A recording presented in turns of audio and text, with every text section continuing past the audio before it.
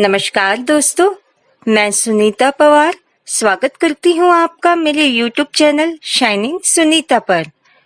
आइए आज सुनते हैं एक बहुत ही दिलचस्प कहानी जिसका शीर्षक है तलाक का प्रभाव। देखो नेहा, अब तुम्हारी नौकरी भी लग गई है, अब तो तुम्हें शादी कर लेनी चाहिए। बेटी को समझाते हुए रमा ने कहा, नहीं माँ, मैंने निर्णय ले लिया है, मैं शादी नहीं करूंगी बस।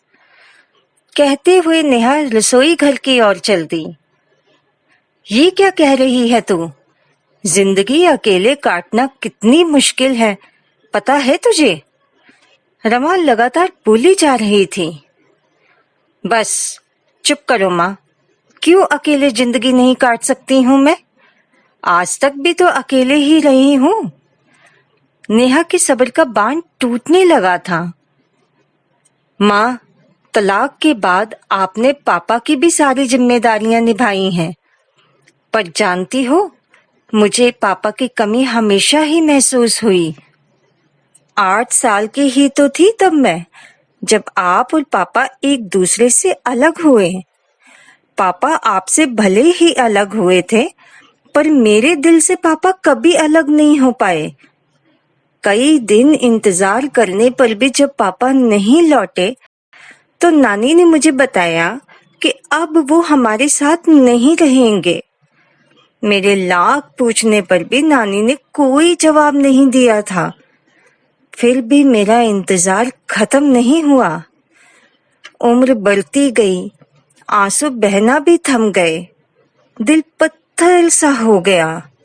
रात को सपनों में पापा के साथ बिताया हर पल जाग उठता था। वो पापा के साथ घूमना, शाम को पापा के आने पर उनका बैग टटोलना, पापा के साथ मिलकर आपको चिढ़ाना, पापा के साथ स्कूल की मीटिंग में जाना, नहीं भुला पाई आज तक। मुझे नहीं पता कौन सही था और कौन गलत, पर मुझसे मेरे पापा के हिस्से वाला प्यार ही नहीं, मेरी शक्ति भी छिन गई थी। स्कूल कॉलेज में जब दोस्त अपने माता पिता की बात करते थे तो एक उदासी सी छाने लगती। शायद मेरे चिड़चिड़े स्वभाव की वजह से मेरा कोई दोस्त भी नहीं बन पाया। आपके ऊपर आई जिम्मेदारियों के बोझ ने मुझे और भी अकेला कर दिया। आज लोग आते हैं, मुझे देखते हैं, आपके तलाक पर सवाल करते हैं और फिर चले जाते हैं। ऐसा लगता है जैसे कितने बड़े कसूरवार हैं हम। माँ, अगर पापा का देहांत हो गया होता तो बात कुछ और होती, पर वो हैं अपनी दुनिया में कहीं व्यस्त। मन मुटाव तो आप दोनों के बीच था, मेरा क्या कसूर था?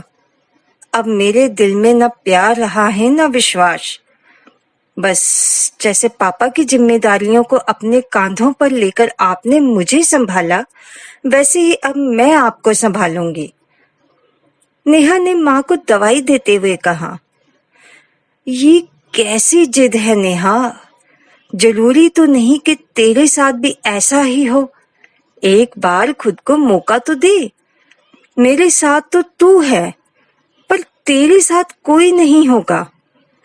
बेबस सी रमा ने फिर बेटी को समझाने की कोशिश की। सोचो माँ, शादी के बाद किसी भी छोटी बात पर मुझे ये सुनने को जरूर मिलेगा कि तलाकशुदा की बेटी है ना। नहीं माँ, मुझसे नहीं होगा। नेहा टूटे हुए स्वर में बोली।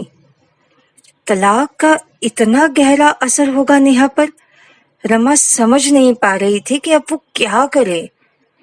कुछ दिन ठहरकर फिर समझाऊंगी।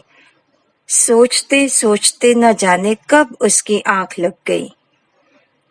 दोस्तों, तलाक का प्रभाव बच्चों पर बहुत ज्यादा होता है।